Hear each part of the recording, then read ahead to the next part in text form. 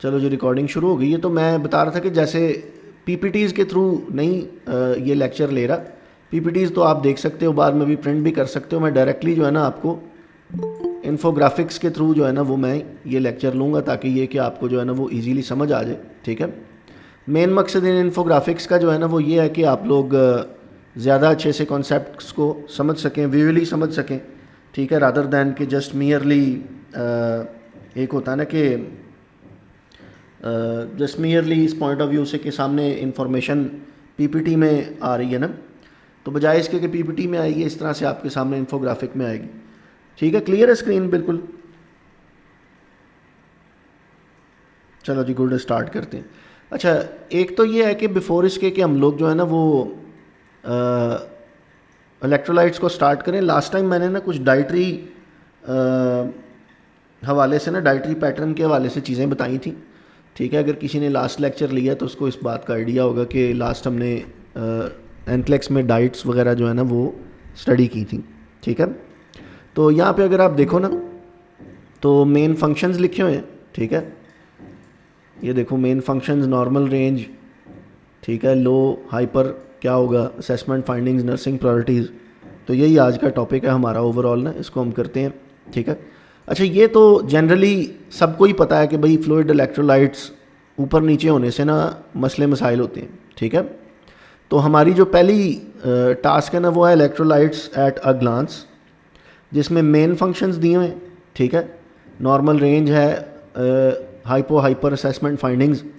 अच्छा, ये normal ranges जो है ना, जो आपको है ना ये लैब्स याद नहीं करनी पड़ती हैं। एनक्लेक्स में ना एमसीक्यूज़ के साथ जो है ना इनकी नॉर्मल रेंजेस दी होती हैं। ठीक है, तो एक तो ये चीज़ फ़ायदेमंद है कि इनको मेमोराइज़ करने की ज़रूरत नहीं पड़ती।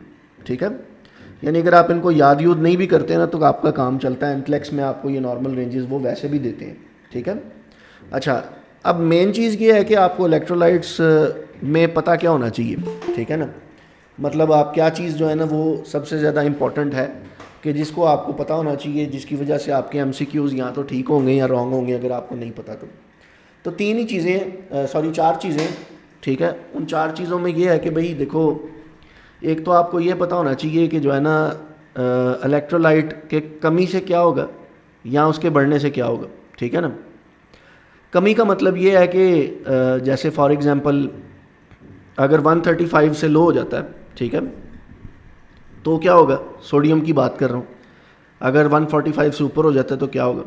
तो बारी बारी हम देखते हैं इनको। ठीक है, मैंने इसको चार्ट को ना बनाया ही इस तरह से है कि आपके सामने ना सारे के सारे कंपैरिजन वाइज आ सकें।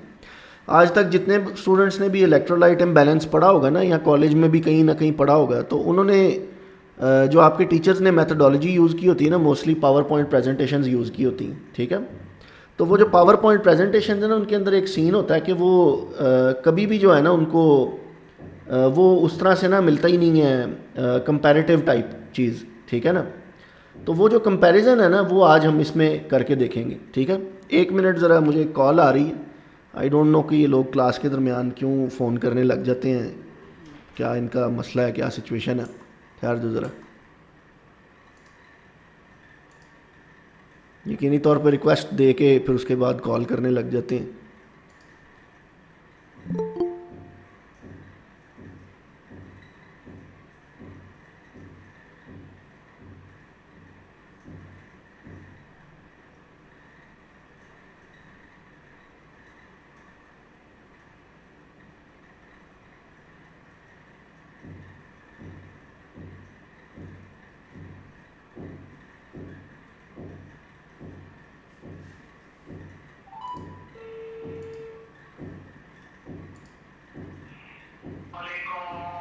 जी वालेकुम सलाम। जी जी, अपना बासित भाई, मैं बिल्कुल ठीक हूँ, आप सुनाएं। हाँ जी ब्रो, मैं असल में एक ऑनलाइन क्लास ले रहा था, मैं आपसे बाद में बात करता हूँ व्हाट्सएप पे ना थोड़ी देर तक। Okay okay, thank you.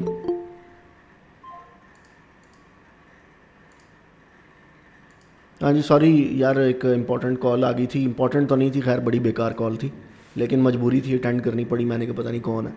खैर चलते हैं, हम लोग कंटिन्यू करते हैं। बड़ी अच्छी और इम्पॉर्टेंट डिस्कशन चल रही थी, बीच में कॉल ने डिस्टर्ब कर दिया। खैर चलो, कोई बात नहीं। तो हम थे भाई यहाँ पर, स्क्रीन नज़र आ रही है ना?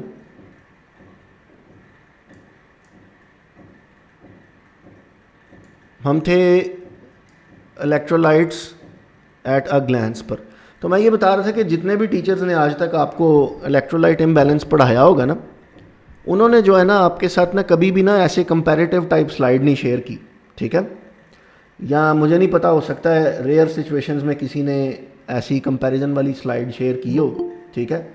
लेकिन मोस्टली अगर आप देखोगे ना तो जो टीचर्स हैं ना वो एक पीपीटी इस्तेमाल करते हैं, ठीक है? और वो ज़्यादा उसको ना वो नहीं करते, कंपैरिजन वाला माहौल नहीं करते, ठीक है? तो लेकिन मैं जो है ना ये बिलीव करता हूँ कि इस तरह के जो टॉपिक्स हैं ना जिनके अंदर एक ही तरह के सिम्टम्स हों या मल्टीपल स्टेट्स हों जिनके अंदर मल्टीपल टाइप्स की सिचुएशंस हैं, तो वो इकट्ठी होनी चाहिए, ठीक है? वो ऐसे बिखरी हुई नहीं होनी चाहिए कि एक इन्फॉर्मेशन एक स्लाइड पर, एक दूसरी पर, एक तीसरी पर, ठीक है? अच्छा, यहाँ पर ना सबसे पहले बात कर लेते हैं। देखो यहाँ पर हाइपो हाइपर तो आपको नज़र आ ही रहा है, ठीक है ना? नॉर्मल रेंजेस भी नज़र आ रही हैं। हमारा ताल्लुक जो है ना नॉर्मल रेंजेस से नहीं है, ठीक है? ना ही हमारा ताल्लुक इस बात से है कि ये ऊपर गया हुआ है या नीचे गया हुआ है, ठीक है? हमारा जो मेन लिंक है ना वो इस बात से है कि ये अगर कम होगा तो क्या मसला होगा, ज़्यादा होगा तो क्या मसला होगा, और वो पता कैसे चलेगा? वो इस तरह से पता चलेगा कि पर्टिकुलर इलेक्ट्रोलाइट जो है ना वो करता क्या है, ठीक है? यानी कोई भी पर्टिकुलर इलेक्ट्रोलाइट है वो बॉडी के अंदर जो काम करता है ना, अगर उसका वो काम जो है ना वो डिस्टर्ब हुआ है ना, यानी वो या तो ऊपर को गया हुआ है या फिर नीचे को गया हुआ है, ठीक है ना? तो वो चीज़ जो है ना वो मैटर करती है कि वो उसको क्या इशू है, ठीक है? तो अगर सोडियम की बात करें तो ये फ्लूइड बैलेंस मेंटेन करता है, नर्व और मसल फंक्शन इसका मेन काम है, ठीक है? अच्छा, नर्व और मसल फंक्शन जो है ना वो तो पोटेशियम भी करता है, और नर्व फंक्शन कैल्शियम भी करता है, और नर्व फंक्शन जो है मैग्नीशियम भी करता है, ठीक है? तो अब यहाँ पर चार चीज़ें ऐसी हैं जो कि देखो इस पावर पॉइंट के अंदर या इस पिक्चर के अंदर जो है ना चारों चीज़ें नर्व फंक्शन से डील करती हैं, लेकिन जो सबसे ज़्यादा क्लोजली डील करते हैं ना वो सोडियम और पोटेशियम है, उसके बाद कैल्शियम है, उसके बाद मैग्नीशियम है, ठीक है? अच्छा, इसके बाद बात करें तो सबसे टॉप पे जो है ना जो फ्लूइड और बैलेंस में रोल है ना वो है सोडियम का और पोटेशियम का, सॉरी सोडियम का और क्लोरीन का, ठीक है? देख रहे हो यहाँ पे ना ये मेंटेन्स फ्लूइड बैलेंस, ठीक है? और यहाँ पर क्या है? Maintains fluid balance, acid base balance, ठीक है? यहाँ पर अच्छा, अब यहाँ पर अगर आप नोटिस करें तो मेंटेन्स कार्डियक रिदम लिखा हुआ है यहाँ पर, कैलीमिया वाले में, पोटेशियम वाले में, और मैग्नीशियम में भी कार्डियक स्टेबिलिटी लिखा हुआ है, ठीक है? अच्छा, यहाँ पर अगर आप जाओगे ना इसमें कैल्शियम में तो बोन से लिखा हुआ है, ठीक है? और फॉस्फेट में भी बोन टीथ फॉर्मेशन इस तरह की चीज़ें लिखी हुई हैं, ठीक है? तो ये ना अगर आपने ये चीज़ मास्टर कर ली ना कि कौन से इलेक्ट्रोलाइट्स करते क्या हैं, तो ऑटोमेटिकली जो है ना वो आपको आसानी होगी ये चीज़ आइडेंटिफाई करने में कि कौन सा इलेक्ट्रोलिटिक इम्बैलेंस है, ठीक है? एक तो ये चीज़ है। तो हम जो मेनली इंटरेस्टेड हैं वो इस चीज़ में इंटरेस्टेड है कि कमी या ज़्यादती क्या करती है इनकी, ठीक है? तो ये इन्फॉर्मेशन जो है ना सारी की सारी लिखी हुई है यहाँ पर। पहले आ जाते हैं हम लोग ज़रा सिर्फ सोडियम और पोटेशियम पे, ठीक है? तो सोडियम और पोटेशियम की अगर बात करें ना, तो सोडियम जब जब भी जो है ना वो अगर फॉर एग्जांपल कम होता है ना, ठीक है, तो ये headache, confusion, nausea, vomiting, muscle cramps, twitching करता है, ठीक है? अगर हम बात करें पोटेशियम की, तो ये जब कम होता है तो ये क्रैम्प्स, बावल साउंड्स कम हो जाती हैं क्योंकि ये कि पेरिस्टालसिस स्लो हो जाती है, डिसरिथमियाज आ जाते हैं, ठीक है? और अगर हाइपर हो जाए तो वीकनेस, पैरेस्थीसिया, डिसरिथमियाज वगैरह होते हैं। अगर बात करें हम लोग कैल्शियम और मैग्नीशियम की, तो कैल्शियम और मैग्नीशियम में जो है ना वो हाइपो में हो तो numbness, tingling, muscle spasm, tetani, hyper में हो तो नोजिया, वॉमिटिंग, वीकनेस, कन्फ्यूजन, ठीक है? अगर मैग्नीशियम हाइपो हो जाए तो tremors, muscle cramps, seizures, dysrhythmia. अगर हाइपर हो जाए तो हाइपोटेंशन, हाइपोरिफ्लेक्सिया, रेस्पिरेटरी डिप्रेशन, ठीक है? इसी तरह अगर बात करें लास्ट में क्लोरीन और फॉस्फेट है, तो क्लोरीन जो है वो अगर कम हो जाए तो exercise intolerance, metabolic alkalosis, hyper हो जाए तो डिहाइड्रेशन, मेटाबॉलिक एसिडोसिस, ठीक है, यानी अपोजिंग सिम्टम्स हैं। जब बात करें फॉस्फेट की तो अगर कम हो जाए तो weakness, bone pain, confusion, respiratory failure, ठीक है, hyper itching, joint pain, tissue calcification, ठीक है। अच्छा, अब मेन चीज़ यहाँ पर ये आ गई कि भाई ये तो इनके ऊपर नीचे होने से प्रॉब्लम्स होते हैं, ठीक है। यहाँ पर ना ये चीज़ ध्यान में रखनी है कि ज़रूरी नहीं है कि अगर इलेक्ट्रोलाइट जो है ना वो कम हो तो ही वीकनेस होगी। यहाँ पर अगर देखो ना, आपको वीकनेस जो वर्ड है ना वो बहुत जगह मिलेगा, ठीक है। अगर इधर देखोगे ना पोटेशियम वाले में, तो यहाँ पर हाइपो में भी वीकनेस हो रही है, हाइपर में भी हो रही है। इसका मतलब ये है कि ये जो है ना डिफाइनिंग सिम्टम नहीं हो सकता, ठीक है। हाँ, बावल साउंड्स का कम हो जाना क्योंकि मसल मूवमेंट ड्रॉप हो जाती है, ठीक है, तो ये एक डिफाइनिंग करेक्टरिस्टिक हो सकती है हाइपोकलीमिया की। यहाँ पैरेस्थीसिया यानी नमनेस वगैरह हो जाना, हाथों पैरों में सुन्न होना, ठीक है, ये हाइपरकलीमिया की डिफाइनिंग करेक्टरिस्टिक हो सकती है। जबकि वीकनेस तो देखें तो दोनों में ही है। यहाँ पर देखो तो इधर हाइपो में टेटनी हो रही कैल्शियम की वजह से और हाइपर में वीकनेस हो रही, ठीक है। बाकी नोजिया, वॉमिटिंग जैसे सिम्टम्स जो है ना ये तो तकरीबन हर जगह ही मौजूद होते हैं जनरली भी ना। अगर आप इधर देखो जी जनाब मैग्नीशियम वाले में, ठीक है, तो मैग्नीशियम के अंदर आपको जो है ना वो नज़र आ रहा होगा कि यहाँ पर ट्रेमर्स, मसल क्रैम्प्स, हाइपोटेंशन, हाइपोरिफ्लेक्सिया। अच्छा, जहाँ पर ये हाइपो हो रहा है तो क्रैम्पिंग हो रही, ठीक है, लेकिन अगर बहुत ज़्यादा हो रहा है तो रिफ्लेक्सेस जो है ना वो ड्रॉप हो गए हैं बिल्कुल, ठीक है। यानी जैसे वो होता है ना नी रिफ्लेक्स, या वो जो आपका है एल्बो पे जो हैमर मारते हैं, ठीक है, हाइपोरिफ्लेक्सिया। यानी अगर ये ज़्यादा हो जाएगा, बहुत ज़्यादा, तो मसल्स उनकी टॉनिसिटी ड्रॉप हो जाती, ठीक है। क्लोरीन की बात करें तो वीकनेस आपको इधर भी नज़र आ रही है हाइपो में, ठीक है, और वीकनेस जो है ना फॉस्फेट में भी नज़र आ रही, ठीक है। तो वीकनेस जहाँ जहाँ पर भी सिनेरियो के अंदर आएगा ना, या नोजिया, वॉमिटिंग, तो वो यूजुअली डिफाइनिंग सिम्टम नहीं होता इस तरह की डिसऑर्डर्स का। जब भी आपने याद रखना है ना, तो कुछ वर्ड्स हैं वो अगर आप मेमोराइज कर लेते हो ना, ठीक है, आपने ये चीज़ में रखनी है कि नर्व कंडक्शन जो है ना और फ्लूइड बैलेंस वो हैवी ड्यूटी तौर पे अफेक्ट होगा अगर सोडियम ऊपर नीचे हुआ, ठीक है। अगर पोटेशियम ऊपर नीचे हो तो कार्डियक जो है ना वो मेनली ऊपर नीचे इससे होता है, ठीक है। अगर कैल्शियम का हुआ ना तो ये टेटनी, सीजर्स, ठीक है, टिंगलिंग, इस तरह के सिम्टम्स आते हैं। मैग्नीशियम की बात करें तो ये डिस्रिथमियाज और अक्सर का रेस्पिरेटरी डिप्रेशन और रिफ्लेक्सिया, हाइपर रिफ्लेक्सिया या हाइपोरिफ्लेक्सिया हो सकता है। जैसे अगर ये हाइपो है तो फिर हाइपर रिफ्लेक्सिया होगा, ठीक है, मैग्नीशियम में। क्लोरीन की बात करें तो इसको एसिडोसिस, एल्कलोसिस के साथ जोड़ लो, क्योंकि क्लोरीन जो है ना वो HCl के अंदर एक कंपोनेंट है क्लोरीन, ठीक है। अगर आप जो है ना क्लोरीन के डिसऑर्डर्स की बात करें तो यहाँ पर एसिड को एसोसिएट कर लो HCl, हाइड्रोक्लोरिक एसिड से, ठीक है। और फॉस्फेट की बात करो तो यूजुअली बोन का आता है माइंड में। अच्छा, ये चीज़ ज़हन में रखनी ज़रूरी है कि यूजुअली सिनेरियो ऐसा होगा जो कि आपको खुद ही बता रहा होगा, ठीक है ना, कि कौन सा डिसऑर्डर है, सही है। तो अभी कुछ MCQs भी करेंगे इससे रिलेटेड, क्योंकि मियरली मेमोरी से नहीं, ये थोड़ा सा कॉग्निटिव थिंकिंग वाले लेसन्स हैं जो कि इंपॉर्टेंट है। अगर कॉग्निशन इम्प्रूव इनके लिए ना हो तो बंदे का काम नहीं चलता इनको लेकर, ठीक है। अच्छा, मॉनिटर न्यूरोस्टेटस। अगर फॉर एग्जांपल आपने सोडियम का इशू चल रहा है तो न्यूरोस्टेटस, आईओ मेंटेन करना, डेली वेट करना। सोडियम को स्लोली करेक्ट करते हैं, इसको ना रैपिड करेक्शन नहीं की जाती, क्योंकि अगर रैपिड करेक्शन करें ना तो फिर ये ज़्यादा प्रॉब्लम होती, ठीक है। अगर पोटेशियम की बात आए तो कार्डियक की बात है मेनली, रिदम्स को असेस करना, ECG मॉनिटर करना, ठीक है ना, इस तरह की चीज़ें। फिर अगर बात करें हम लोग इसकी डायूरेटिक्स की, ACE inhibitors, potassium, replace hold potassium as ordered, ठीक है, अगर हाइपोकलीमिक है, ठीक है। हाइपरकलीमिक है तो पोटेशियम फूड्स होल्ड करने होते हैं। अगर बात करें मैग्नीशियम की, आईओ मेंटेन करना, ECG रिव्यू करना, डायूरेटिक्स चेक करना अगर मिल रही हैं तो, क्योंकि कुछ डायूरेटिक्स जो है ना वो निकाल देती हैं बॉडी से ना पोटेशियम को, ठीक है, और सॉरी इलेक्ट्रोलाइट्स को। विटामिन डी का देखो, विटामिन डी की कमी तो नहीं है, कैल्शियम सप्लीमेंटेशन ठीक है, ठीक है। अगर बहुत ही लो कैल्शियम है तो सीज़र प्रिकॉशन करें, ठीक है, क्योंकि सीज़र्स भी हो सकते हैं पेशेंट को। अच्छा, अगर बात करें इसकी मैग्नीशियम की, रिफ्लेक्सेस मॉनिटर करना, रेस्पिरेशन मॉनिटर करना, ईसीजी मॉनिटर करना, ऐसी डायूरेटिक्स जो कि मैग्नीशियम को बॉडी से निकाल देती हैं उनको देखना।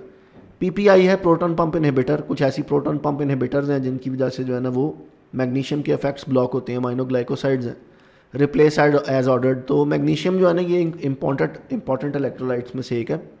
उसके पीछे वजह ये है कि ये कैल्शियम और जो है ना मैग्नीशियम और कैल्शियम ये मिल के ना कार्डियक मेम्ब्रेन स्टेबलाइजिंग एजेंट के तौर पे ना, यानी जो हार्ट के सेल्स हैं उनका फंक्शन अच्छा करने के भी काम आते हैं। क्लोरीन की बात करें तो एसिड बेस बैलेंस को चेक करना साथ, आईओ अगेन इसके साथ आएगा क्योंकि फ्लूइड बैलेंस में ये काम करती, ठीक है। Replace cause nausea vomiting NG suction, ठीक है, देखो लगी है कि नहीं लगी मरीज़ को, वॉमिटिंग एक्सेस तो नहीं हो रही। और फॉस्फेट की बात करें तो nutrition, vitamin D, monitor for respiratory compromise flow, ठीक है। ये ओवरऑल समरी है इसकी, ठीक है। अच्छा, अब ये मेमोराइज तो होती नहीं है इस तरह से, थोड़ा बहुत बंदा पढ़ता है, आज पढ़ता है, कल पढ़ता है, दोबारा भूल जाती है। मेन तरीक़ेकार अगर आप चाहते हो ना फ्लूइड इलेक्ट्रोलाइट्स के अंदर एक्सपर्टीज़ गेन करने का, उसका तरीक़ेकार है कि इसके रिलेटेड जो है ना जितने भी एमसीक्यू कर सकते हो ना वो करते रहो, ठीक है। एमसीक्यूज़ ऐसी चीज़ हैं कि जो है ना आपके नॉलेज को प्रैक्टिस में लेके आते हैं और वो आपको हेल्प करते हैं कि आप इनको जो है ना वो एक्सरसाइज कर सको रादर दैन के मियरली जस्ट मेमोराइज। क्योंकि लास्ट टाइम मैंने जो कुछ लेक्चर्स लिए हैं ना, एनक्लेक्स के रिकॉर्डिंग्स भी पड़ी हुई हैं उनकी, उसमें आपने देखा होगा कि ये मियरली ना मेमोरी नहीं चेक करते, ये आपको जो है ना वो टेस्ट करते हैं कि क्या आपको चीज़ समझ में आ गई कि नहीं। क्योंकि जब ये आपको सिनेरियो देते हैं ना तो आपसे ये मसला सॉल्व करने की एक्सपेक्टेशन रखते हैं, ठीक है। बाकी बात करते हैं थोड़ा सा टॉनिसिटी ऑफ फ्लूइड्स के बारे में, ठीक है। तो ये जनरली कॉमन नॉलेज है कि आइसोटॉनिक सॉल्यूशंस जो है ना वो सेल को डिस्ट्रॉय नहीं करते, आरबीसी को, ठीक है। जो सॉल्यूशंस हाइपोटॉनिक हैं उनकी वजह से सेल जो है ना उसमें पानी चले जाता है उल्टा, और पानी जाने के बाद जो है ना वो सेल बर्स्ट हो जाता है। जबकि हाइपरटॉनिक सॉल्यूशंस दें तो सेल से भी पानी बाहर आ जाता है, ठीक है, और सेल श्रिंक होके वो डिस्ट्रॉय हो जाता है। नीचे कुछ एग्जांपल्स लिखी हैं मैंने, ठीक है, जिसमें आपके पास नॉर्मल सेलाइन है, डेक्सट्रोज वाटर है और 0.45% सेलाइन है। ये हाइपोटॉनिक सॉल्यूशन है, इनकी वजह से हीमोलाइसिस हो जाता है, ठीक है।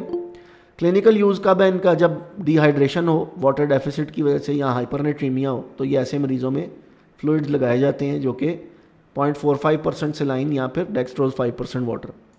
अगर आरबीसी की बात करें तो आरबीसी जो कि नॉर्मल रिमेन रहता है वो लैक्टेटेड रिंगर या नॉर्मल सेलाइन में नॉर्मल रहते हैं ये, ठीक है। अच्छा, अगर बात करें हम लोग इसकी क्या कहते हैं जी 3% सेलाइन की या डेक्सट्रोज 5% नॉर्मल सेलाइन की, तो ये हाइपरटॉनिक है। इनकी वजह से क्या होता है कि अगर आप चाह रहे हैं कि सोडियम क्विकली इंक्रीज़ कर जाए बॉडी में, ठीक है, यानी हाइपोनेट्रीमिक है पेशेंट, लेकिन इसका एक नुकसान ये है कि सेरिब्रल एडिमा भी हो सकता है, ठीक है। अच्छा, मेरी रिक्वेस्ट है कैंडिडेट से कि प्लीज़ टाइम से आ जाया करो। आपको पता है कि 6 बजे क्लास होती है, थोड़ा टाइम मैनेजमेंट पे बेटर हो जाओ, ठीक है। अगर टाइम मैनेजमेंट आपकी क्लास की बेटर नहीं है तो आई डोंट नो आप लोग एनक्लेक्स कैसे दोगे, उसमें तो टाइम मैनेजमेंट का बहुत ख्याल रखना पड़ता है। आई डोंट नो कि आप लाइफ ओवरऑल कैसे जी रहे हो, ठीक है। कोशिश किया करो, ज्वाइन करते हो तो टाइमली ज्वाइन कर लिया करो। अगर नहीं ज्वाइन कर पाते टाइमली तो आधे घंटे बाद, 20 मिनट, 25 मिनट बाद, 30 मिनट बाद आने का कोई ख़ास फ़ायदा भी नहीं होता, उससे बेहतर है फिर रिकॉर्डिंग देख लो, ठीक है।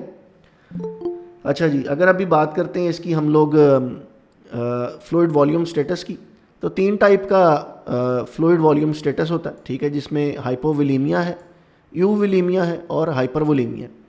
जो यूविलीमिया ये तो नाम से ही ज़ाहिर है कि ये नॉर्मल फ्लूइड बैलेंस का जिक्र किया जा रहा है, ठीक है, जिसमें इनटेक आउटपुट के तकरीबन बराबर होती है। असेसमेंट में वाइटल स्टेबल रहते हैं, मॉइस्ट म्यूकस मेम्ब्रेन्स होती हैं, स्किन टर्गर गुड होता है, ठीक है, एडिक्वेट यूरिन आउटपुट होती है, ठीक है। नर्सिंग फोकस इसमें ये होता है कि आपने बैलेंस को मेंटेन रखना है और आईओ मॉनिटर करना है, फ्लूइड्स इनकरेज करते हैं, ठीक है।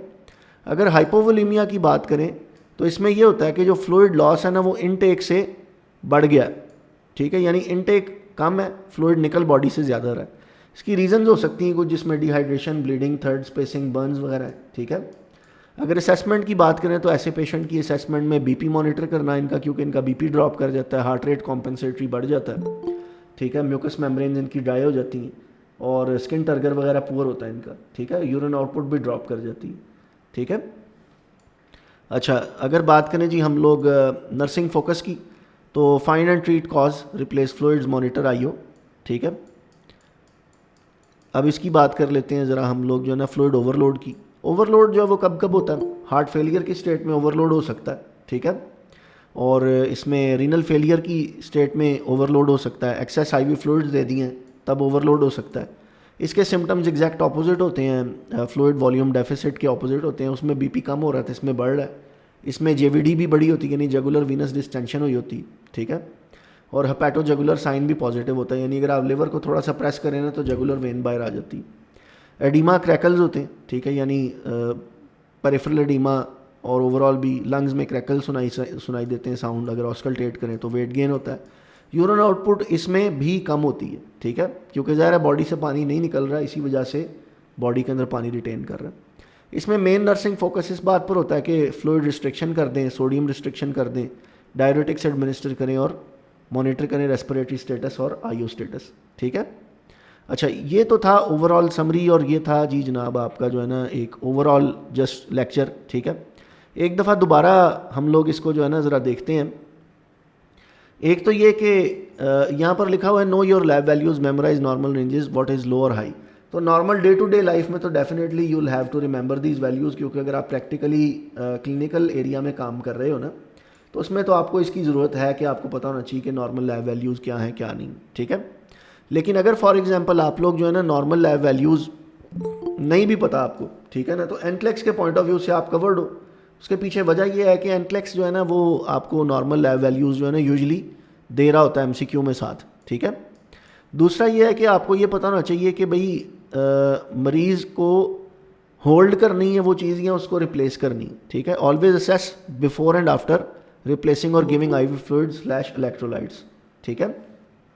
अच्छा, इधर बात करें तो watch the heart, potassium and magnesium changes most affect the heart, monitor ECG when levels are abnormal और बीइंग रिप्लेस। तो पोटेशियम मैग्नीशियम को हार्ट से एसोसिएटेड कर दिया। अच्छा, रिप्लेसमेंट की सेफ्टी ये है कि देखना होता है कि आपने जो है ना वो इतना ज़्यादा भी नहीं रिप्लेस कर देना कि टॉक्सिक हो जाए, स्पेशली पोटेशियम के केस में, या बहुत रैपिड इन्फ्यूजन नहीं देना होता, ठीक है। अच्छा, इनपुट आउटपुट जो है ना इलेक्ट्रोलाइट इम्बैलेंस में या फ्लूइड वॉल्यूम इम्बैलेंस में ना ये की है। डेली वेट मॉनिटर करना, वाइटल साइंस आपको बताएंगे कि फ्लूइड वॉल्यूम बैलेंस कैसा जा रहा है, ठीक है। फिर है जी safety first precautions, low calcium, fall precaution, aspiration precaution when needed, ठीक है, क्योंकि पैरास्थीजिया हो जाता है ना लो कैल्शियम में, रेस्पिरेटरी डिप्रेशन हो जाता है, तो ये प्रिकॉशंस लेने हैं। दूसरा ये है कि इलेक्ट्रोलाइट्स ऐसी चीज़ है कि ये वैल्यूज़ में तो स्मॉल चेंज आता है बट अफेक्ट्स इनके बिग होते हैं, ठीक है। इसलिए अर्ली रिकॉग्निशन, सेफ मैनेजमेंट की वजह से लाइफ सेव हो सकती है इसके अंदर। फाइनली ये सब हाई अलर्ट होते हैं जिसमें पोटेशियम, कैल्शियम और मैग्नीशियम आती हैं, ठीक है। तो इनको केयर से हैंडल करना होता है, यूजुअली पेशेंट की बेड साइड पर भी नहीं रखे जाते ये, इनको स्लोली इन्फ्यूज़ करना होता है, यूजुअली ओवर 1 आवर। और पोटेशियम तो स्पेशली 10 MEQ पर आवर से ज़्यादा रिप्लेस भी नहीं कर सकते स्पीड से ना, और मोस्टली सेंट्रल लाइन जो है ना वो प्रेफर की जाती है ऐसे केसेस में। बाकी think NCLEX, focus on assessment, prioritise, intervene safely and evaluate the client's response.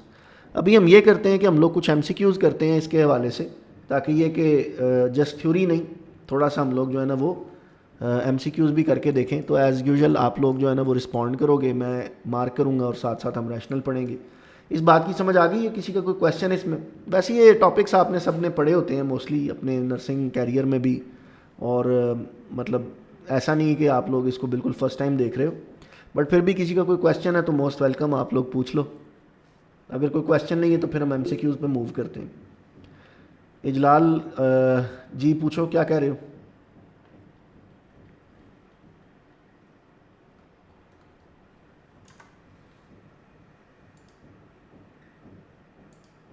हाँ जी इजलाल बोलो, क्या क्वेश्चन है? आवाज आ रही है मेरी? जी जी बोलें। सर, हाइपरनेट्रीमिया और हाइपोनेट्रीमिया के असेसमेंट्स की मुझे पूछना था उसके बारे में। दोनों में सेम होती है असेसमेंट दोनों की? ओवरऑल असेसमेंट तो सेम ही रहेगी, कुछ सिमिलर होते हैं, लेकिन यहाँ पर ना असल में ये थोड़ा सा AI जनरेटेड है ना, तो नोटिस करो इसने सारों का हाइपर में लिखा है, सोडियम का ये छोड़ गया है, ठीक है ना। तो अगर मैं आपको डायरेक्टली सोडियम का लेक्चर दिखा देता हूँ, ठीक है, जो कि रिलेटेड है फ्लूइड इलेक्ट्रोलाइट्स है ना, सोडियम क्लोराइड एंड पोटेशियम। तो यहाँ पर जो है ना वो मैं आपको दिखाता हूँ। हाइपरनेट्रीमिया ना पहले आया, हाइपर हाइपोनेट्रीमिया, ठीक है, हाइपोवोलिमिक हाइपरनेट्रीमिया। अच्छा ये देखो,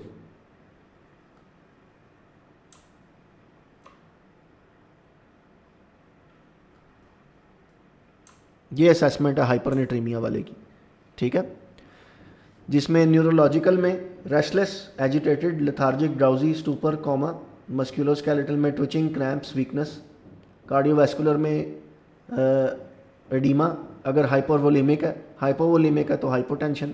इसकी भी असल में टाइप्स है ना, जैसे हाइपोवोलिमिक हाइपरनेट्रीमिया, हाइपरवोलिमिक हाइपरनेट्रीमिया, ठीक है, flush skin, decrease urinary output, dry mouth, इस तरह की चीज़ें, ठीक है। रीजंस लिखे हुए हैं यहाँ पे, फ्राइड सॉल्ट वगैरह, ठीक है। फिर यूवोलिमिक हाइपरनेट्रीमिया भी होता है, पानी और सोडियम दोनों कम हो गया लेकिन सोडियम का वॉल्यूम बढ़ गया, ठीक है। तो ये थोड़ा सा आपको इस लेक्चर को देखना पड़ेगा थोड़ी डिटेल में जाने के लिए। मैंने इसको इसलिए इतनी डिटेल में नहीं ओपन किया क्योंकि ये बहुत लेंथी टॉपिक है, ठीक है। बजाय इसके कि जो है ना मैं एक एक को पकड़ के तो लगा रहता तो ये पूरा वीक खा जाता है अदरवाइज़ ये टॉपिक ना, ठीक है। तो एक बेसिक सा मैंने नो हाउ दिया, ठीक है, जो कि ओवरऑल इसकी लेक्चर की एक कह लो कि समरी है, ठीक है। बाकी ये है कि आप इसको थोड़ा सा डिटेल में पढ़ोगे तो डेफिनेटली आपको उस चीज़ की भी समझ आएगी कि इनकी असेसमेंट्स में क्या फ़र्क है, ठीक है। और किसी का कोई क्वेश्चन?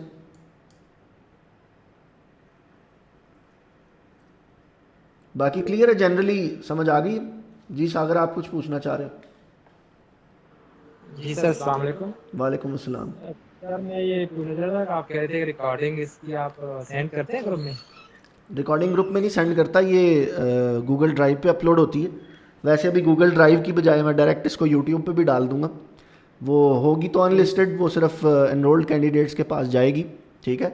तो वो खोल के लिंक डायरेक्टली यूट्यूब पे देख सकेंगे। 4K क्वालिटी भी कर दी मैंने इसकी ना, रिकॉर्डिंग की जो क्वालिटी है वो बढ़ा दी है। तो वो 4K में जो है वीडियो ना वो 4-4, 5-5, 6-6 GB की भी बन जाती। तो वो फिर डायरेक्टली मैं अपलोड ही करूँगा यूट्यूब के ऊपर, ताकि ये कि जो है ना जो एनरोल्ड कैंडिडेट्स हैं वो देख सकें, ठीक है। ठीक है सर, थैंक अगर आप में से कोई एनरोल्ड नहीं है अभी तक तो वो मुझे कॉल मैसेज कर ले, क्लास के बाद जो है ना अपनी यू। एनरोलमेंट की सर मैं डिस्कशन कर वैसे ले। बोल नहीं हूँ, उससे मैं उसके बाद कर दूंगा नेक्स्ट आप। जी जी, ठीक है, ठीक है। किसी को अगर एनरोल होना है अस्सलाम तो वो सर। हो जाए। जी जी बोलें, कौन कौन बोल रहा है? अस्सलाम वालेकुम सर। जी सर जी। कौन सी बुक लेनी चाहिए, बुक बता दें प्लीज़। बुक आप मुझे ना क्लास के बाद मैसेज कर लो, ठीक है। ओके सर, बुक जो थैंक है यू। ना वो मैं रिकमेंड नहीं करता, मैं मेरे मेथड्स थोड़े डिफरेंट हैं, ठीक है। तो बुक तो मैं नहीं रिकमेंड करता है सच कोई, क्योंकि बुक जो है ना वो आजकल पढ़ता भी कोई नहीं बुक, बस रखने के लिए पास अच्छी लगती है। तो बेस्ट है कि आप मुझे कांटेक्ट करो क्लास के बाद, ताकि मैं फिर आपको गाइड कर दूँ, ठीक है। अच्छा अभी हम लोग MCQs की तरफ जाते हैं डायरेक्टली, ताकि ये कि आप लोग जो है ना वो थोड़े से MCQs एक्सपीरियंस कर लें इस हवाले से।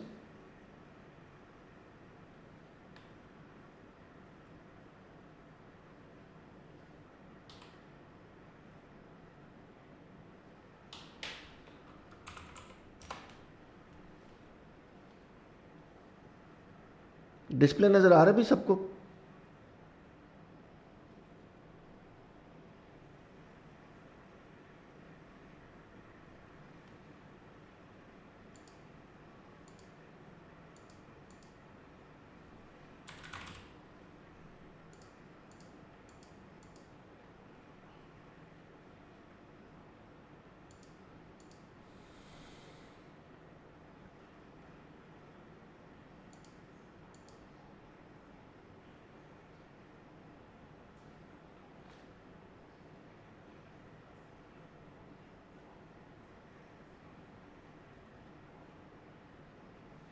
लो भी, आज हम जो है ना ज़रा सॉन्डर्स की जो जेन्युइन रिव्यू ऐप है ना उससे कुछ MCQs करेंगे, ठीक है।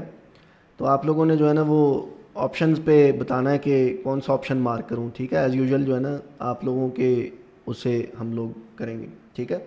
तो अभी हम बेसिकली जो है ना वो स्टडी मोड में चले जाते हैं, ठीक है।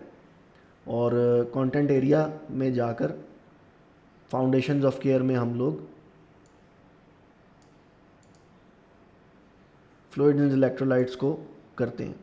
वैसे इसके टोटल क्वेश्चंस 59 है, ठीक है। मैं एक मिनट देख लूँ रीसेट करके ना कि 59 ही है या ज़्यादा है। हाँ 59 ही, ठीक है। तो मैं इनको बिगिन करता हूँ। क्वेश्चंस आपने सॉल्व करने हैं, मैं आपके साथ पढ़ूँगा, ठीक है, गाइड करूँगा। देखते हैं कि आज आप कैसा परफॉर्म करते हो आज की क्लास लेने के बाद ना। तो हमारे पास हैं तकरीबन अभी 10-15 मिनट हैं, इनमें हम MCQs करते हैं इस क्लास के अंदर ही। क्यों भाई, स्क्रीन नज़र आ रही सबको? हाँ रात हो जानी है, खेल लो थोड़ी देर। पुत्र इसको सही कर ले, इसको क्यों फॉर्म में कर रहा है, ला इसको सही करो। अच्छा जी, स्क्रीन नज़र आ रही?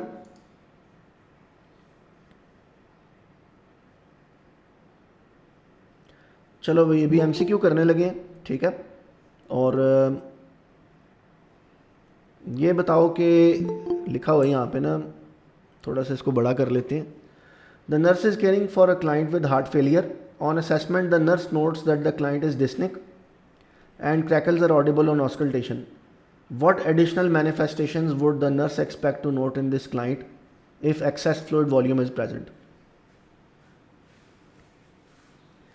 Weight loss and dry skin, flat neck and hand veins, and decreased urinary output, an increase in blood pressure and increased respirations, weakness and decreased central venous pressure.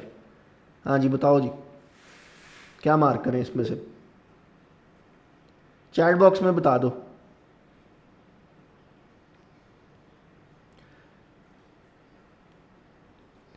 इसमें ना एलिमिनेशन को यूज़ करने की कोशिश करो, ठीक है।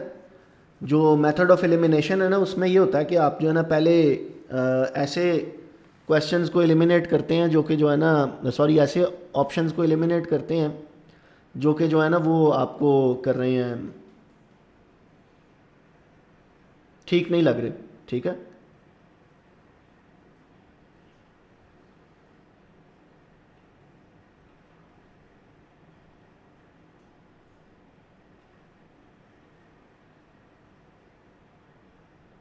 क्यों जी?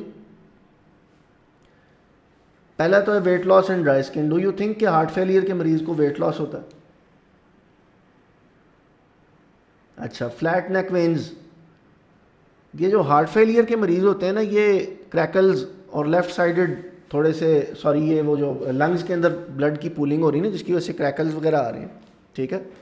तो ये तो फ्लैट नेक वेन्स तो इनकी नहीं होती। अभी अभी मैंने बताया था कि ये हेपेटोजुगुलर साइन इनका पॉजिटिव होता है, जिसमें ये कि जो है ना इनको वो बाकायदा JVP इनकी बड़ी होती है, जुगुलर वीनस प्रेशर। वीकनेस या डिक्रीज CVP भी नहीं हो सकती, ठीक है ना, ऐसे ही है। क्योंकि ये कि सेंट्रल वीनस प्रेशर तो तब डिक्रीज़ होता है ना जब फ्लूइड वॉल्यूम डेफिसिट हो, तो ये तो हाइपरवोलीमिक केस लगेगा, ठीक है। तो C मार्क कर दें। चलो जी, C को मार्क करते हैं और सबमिट करते हैं, देखते हैं क्या जवाब है। ये करेक्ट आंसर है, ठीक है, वेरी गुड, ज़बरदस्त, ठीक है। तो ये देखो, ये रियल टाइम में ना आपका नॉलेज भी इस्तेमाल हो रहा है, आपकी इंटीग्रेशन मेनली है। अच्छा, ये चीज़ ज़हन में रखना कि NCLEX जो है ना, ये कोई बहुत ज़्यादा डीप स्टडी का नाम नहीं है, ठीक है। शायद आप लोग देख के ना ये हैरान हुए होंगे कि मैंने जस्ट एक सिंपल सी समरी बताई है आपको फ्लूइड इलेक्ट्रोलाइट की ना, और मैं सीधा MCQs पे आ गया हूँ, ठीक है। मेनली NCLEX जो है ना, ये MCQs की गेम है। अगर आप MCQs नहीं सॉल्व कर सकते ना, तो जितनी मर्जी थ्योरी पढ़ लो, ठीक है, कोई फ़ायदा नहीं उस थ्योरी का अगर आपकी प्रैक्टिस नहीं है MCQs पे, ठीक है। तो थ्योरी अच्छी लगती है, बड़ा दिल भी बंदे का करता है। हमें असल में आदत डाली होती है नर्सिंग कॉलेजेस ने ना, एक टॉपिक की बाल की खाल उतारने की, पकड़ के मुझसे बैठ जाते हैं, अच्छा जी ये ऐसे पैथोफिजियोलॉजी है, ये इसको इस तरह से है, ये इसमें ऐसे जुड़ता है, ये इसमें ऐसे टूटता है, ये बनता है, वो होता है। लेकिन MCQs जो है ना, वो रियल वर्ल्ड नॉलेज आपका चेक करते हैं, ठीक है। तो मैं खुश हूँ, चलें, आपने ये अच्छा MCQ किया। अच्छा भाई, नेक्स्ट MCQ आ गया हमारे पास, जिसमें जी the nurse is preparing to care for a client with potassium deficit, ठीक है। The nurse reviews the client's records and determines that the client is at risk for developing potassium deficit because of which situation. तो यहाँ पर जो है ना, देखो कि एक क्लाइंट है, पोटेशियम डेफिसिट के साथ है, रिकॉर्ड्स चेक किए हैं नर्स ने, ठीक है। तो उसे कैसे पता चलेगा कि ये पोटेशियम डेफिसिट के रिस्क पर है, ठीक है। Sustain tissue damage, requires NG suction, has a history of Addison's disease, uric acid level of 9.4 decilitre mg पर डेसीलीटर।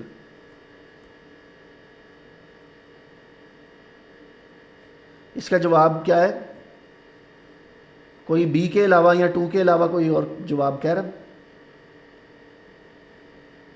1 कह रहे हो? सस्टेन टिश्यू डैमेज जो है ना, इसका आंसर इसलिए नहीं है क्योंकि ऑब्वियस आंसर जो है ना वो एनजी सक्शन वाला है। एनजी से जब सक्शन पे लगाया जाता है ना तो पोटेशियम डेफिसिट होता है, क्योंकि सोडियम पोटेशियम पंप होता है ना स्टमक में, जो कि हाइड्रोजन पंप होता है ना, जो कि हाइड्रोजन रिलीज़ करता है, वो सोडियम पोटेशियम से मिलके बना होता है। ठीक है, तो इसका जवाब मुझे भी जो है ना वो ये 2 ही लग रहा है। करके देखते हैं। खैर मार्क इसको 1 हो सकता था, लेकिन पीछे बर्न का कोई जिक्र नहीं है। बर्न अगर हुआ हो ना तो 1 हो सकता था। ठीक है, लेकिन यहाँ पर ज़्यादा ऑब्वियस तरीन जो है ना वो यही लग रहा है ऑप्शन। तो ये भी करेक्ट है। ठीक है, 2 ही आंसर है। Requires nasogastric suctioning. Where there is tissue damage there will be hyperkalaemia. बिल्कुल ऐसे ही है। बर्न के अंदर जो है ना वो टिश्यू डैमेज होता है तो सेल का भी पोटेशियम बाहर आ जाता है, जो इंट्रासेलुलर पोटेशियम होता है, जिसकी वजह से हाइपरकैलेमिया होता है। Very good. आगे चलते हैं भाई। अच्छा, अब ये बात आ गई हमारी थोड़ी सी जो है ना, ये select all that apply type question है। ठीक है, यहाँ पर पोटेशियम लेवल जो है ना सीधा सीधा नज़र आ रहा है आपको 2.5 है।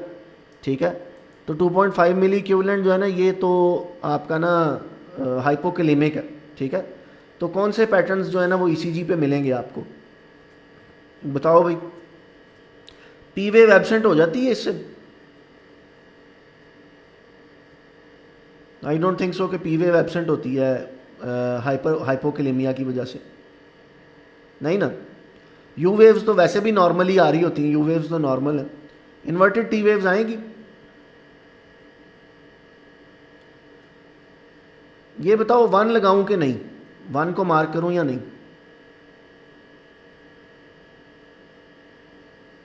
1 को मार्क करें आप कह रहे हैं? नहीं, कुछ कह रहे हैं कर दो, कुछ कह रहे हैं ना करो। अच्छा, एसटी डिप्रेशन होगा? क्यों भाई? इस पे भी कुछ कह रहे होगा, कुछ कह रहे नहीं। क्यूआरएस कॉम्प्लेक्स वाइडन होगा? अच्छा, क्यूआरएस कॉम्प्लेक्स पे सारे कह रहे हो जाएगा। अच्छा, चलो लगा के देख लेते हैं। तो क्या क्या कह रहे हो आप लोग? 1 और 3 और 5 कह रहे हो? 1 3 4 कह रहा है कोई एसटी डिप्रेशन। अच्छा, चलो मैं एक काम करता हूँ, 1 लगा देता हूँ आप लोगों के कहने पे। ठीक है, 3 लगा देता हूँ और 5 लगा देता हूँ। यही कह रहे हो? 1 3 5 कह रहे हो? 1 3 4 5। अच्छा, कोई 4 5 भी कह रहा है। चलो लगा के देख लेते हैं, 4 भी लगा के देख लेते हैं। कौन सा कोई एंट्लेक्स एग्जाम दे रहे हैं। ठीक है, अच्छा जी, तो 1 3 और 4 तो है लेकिन 5 नहीं है।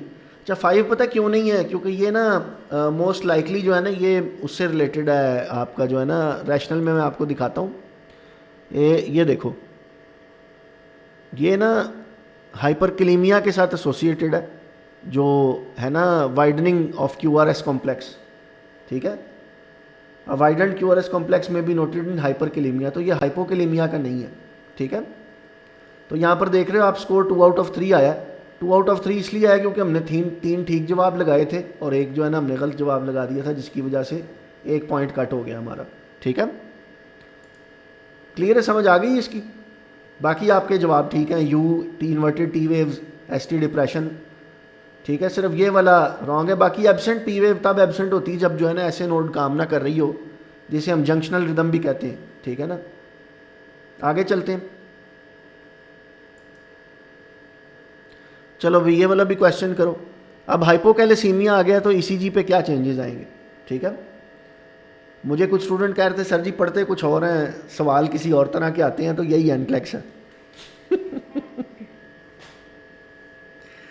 अच्छा, ये बताओ भाई हाइपोकैलेसीमिया में क्या होगा? Widen T wave, prominent you wave, prolong QT interval, prolong ST segment.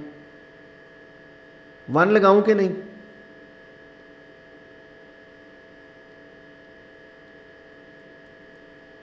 Jackson कह रहा है 1 और 4। हाइपोकैल्सीमिया की बात हो रही है, कैल्शियम ड्रॉप कर गया अगर। ये थोड़ा डिफ़िकल्ट क्वेश्चन है ना, क्योंकि ईसीजी से एसोसिएटेड जो है ना अभी हमने पढ़ा नहीं है ना। 4 और 5 कह रहे हो, अच्छा 2, 4, 5 सागर कह रहा है। वाइडन टी, प्रोलॉन्ग क्यूटी और प्रोलॉन्ग एसटी। चलो भाई ये सागर की बात सुन के जो है ना हम ज़रा इसको एमसीक्यू कर देते हैं। तो इसमें 4 और 5 तो ठीक है, 2 ठीक नहीं है। वाइटन टी वेव क्यों नहीं ठीक, वो मैं आपको रैशनल से दिखा देता हूँ।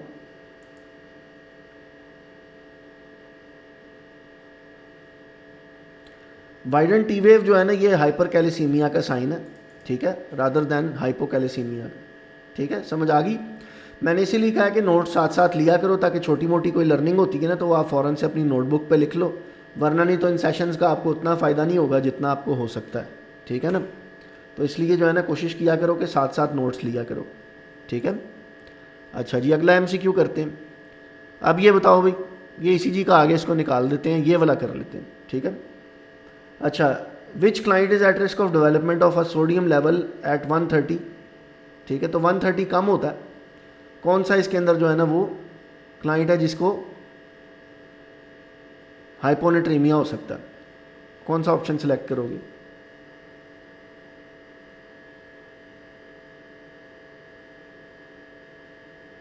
डायूरेटिक्स वाला, कुशिंग सिंड्रोम वाला, कॉर्टिकोस्टेरॉइड वाला, या हाइपर एल्डोस्टेरोनिज्म वाला?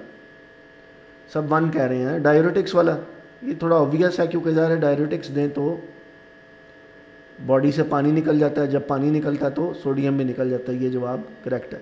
ठीक है, आगे चलते हैं भी। ये बताओ कि फॉस्फेट लेवल जो है ना अगर 1.8 आ रहा है तो कौन सी कंडीशन जो है ना वो मोस्ट लाइकली हो सकती है? हाइपोपैराथायरॉयडिज्म है, रीनल इनसफिशिएंसी है, मैल न्यूट्रिशन है, या ट्यूमर लाइसिस सिंड्रोम है? फॉस्फेट लेवल 1.8 आ रहा है। ये चीज़ ध्यान में रखनी है कि फॉस्फेट या फास्फोरस जो है ना ये कैल्शियम और फास्फोरस जो है ना बोन में होते हैं। ठीक है, अगर ये बोन के अंदर से बाहर आ जाए ना तो हाइपरफॉस्फेटीमिया होता है, अगर बोन के अंदर ज़्यादा चले जाए, ब्लड लेवल्स ड्रॉप हो जाए तो हाइपोफॉस्फेटीमिया होता है। तो क्या वजह लग रही है? हाइपोपैराथायरॉयडिज्म ज़्यादा है, या ट्यूमर लाइसिस है, मैल न्यूट्रिशन है, रीनल इनसफिशिएंसी है? क्यों भाई बाकी लोग भी ट्राई करें अटैम्प्ट करने की, जो लोग क्लास में आए हुए हैं। अटेंडेंस 70 की है लेकिन कुछ ही लोग कर रहे हैं। दोबारा एक दफ़ा ज़रा वोट करो, देखता हूँ कौन सा ऑप्शन सबसे ज़्यादा कह रहे हो। 3 कह रहे हैं मैल न्यूट्रिशन। मैल न्यूट्रिशन से इसका सच लिंक नहीं है।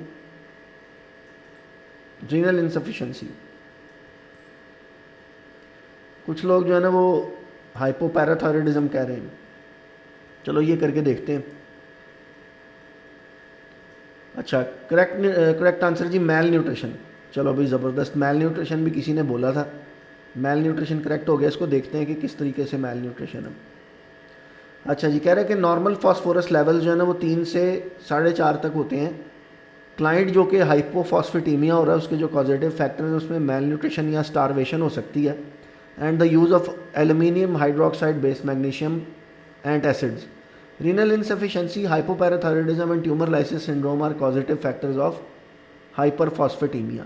ठीक है, इसमें जो 3 है ना वो हाइपरफॉस्फेटीमिया के दिए, सिर्फ मैल न्यूट्रिशन एक ऐसा कॉज है जो कि हाइपोफॉस्फेटीमिया का। तो ये हाइपो लेवल्स थे क्योंकि नॉर्मल 3 से 4.5 तक होते हैं। ठीक है, अच्छा ये नहीं दे रहा यहाँ पर नॉर्मल रेंजेस ना, सॉन्डर्स नहीं देता इस तरह से नॉर्मल रेंजेस जो, लेकिन एक्चुअल एनक्लेक्स एग्जाम है ना वो आपको नॉर्मल रेंज देता है लैब वैल्यूज़ में। ठीक है, अच्छा जी चलो ये वाला करते हैं। ये जो है ना वो फ्लूइड बैलेंस से रिलेटेड क्वेश्चन है। The nurse is reading a primary health care providers progress note in the clients records and reads the primary healthcare provider that he has documented an insensible loss of approximately 800 ml daily.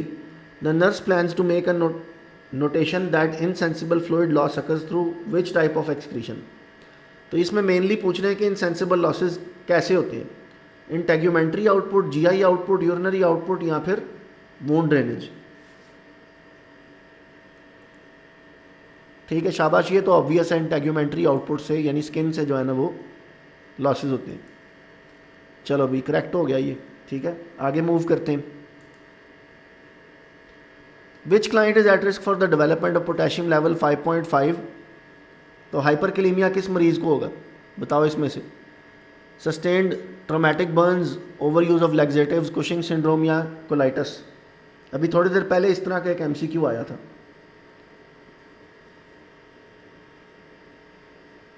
Very good. इसका answer जो है ना वो 4 है, traumatic Burns. क्योंकि जब burn होते हैं फ़र्क 5 तो ऑप्शन है ही नहीं, आप 5 मार्क कर, ठीक है। तो ये करेक्ट है।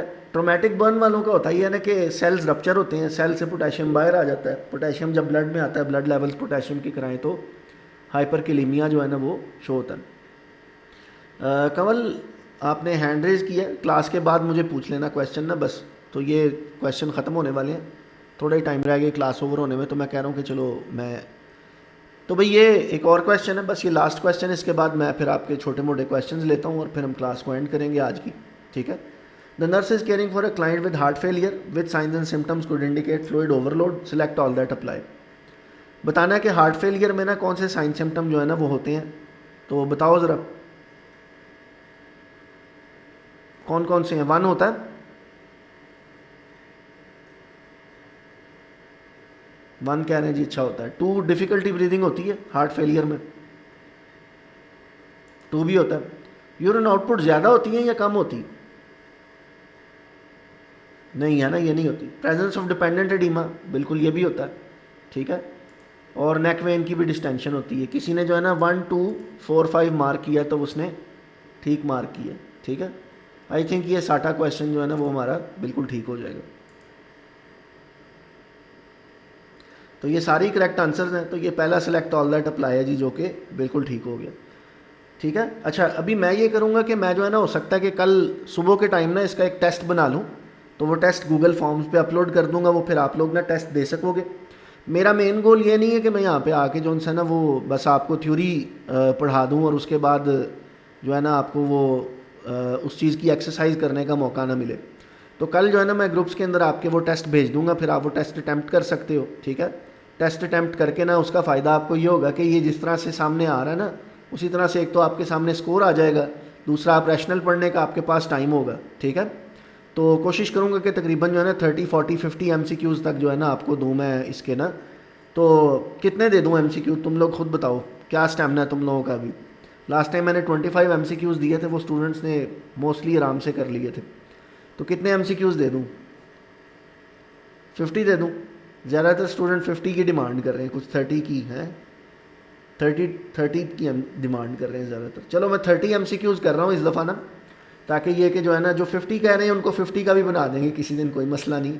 लेकिन यह है कि कल मैं 30 का एक लॉन्च कर दूंगा क्विज़, ठीक है, ताकि आप लोग जो है ना वो उसको अटैम्प्ट करें, फ्लूइड इलेक्ट्रोलाइट और इस तरह के ना टॉपिक्स को। तो कोशिश मेरी यही है कि मैं जो जो टॉपिक पढ़ाता हूँ साथ साथ आपका छोटा छोटा सा टेस्ट लेता जाऊँ, MCQs करते जाओ आप। अभी किसी का कोई क्वेश्चन है तो वो पूछ ले, मैं इसको जो है ना वो क्लोज़ कर रहा हूँ स्क्रीन को, और मैं आप लोगों को माइक्स ओपन करने के लिए जो है ना वो अलाउ कर रहा हूँ। कोई क्वेश्चन है किसी का तो मोस्ट वेलकम, पूछ सकते हो अब आप।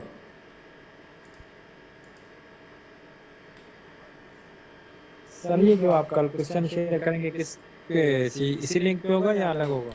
नहीं, गूगल ड्राइव का, ये गूगल क्लासरूम के अंदर तो मैं लिंक नहीं शेयर करूँगा, मैं तो डायरेक्ट MCQs का लिंक आपके ग्रुप में शेयर कर दूँगा। आप किस ग्रुप में हो? सर मैं तो नेवटेक वाले ग्रुप में हूँ और बाकी 2-3 वो उसी के ग्रुप के अंदर बने हुए। नेवटेक वाला ग्रुप कौन सा ग्रुप, कौन सी सिटी से हो आप? कराची से सर। अच्छा सागर आप तो वो ना मेरे कैंडिडेट हो जिसको मैंने प्रोसेस किया।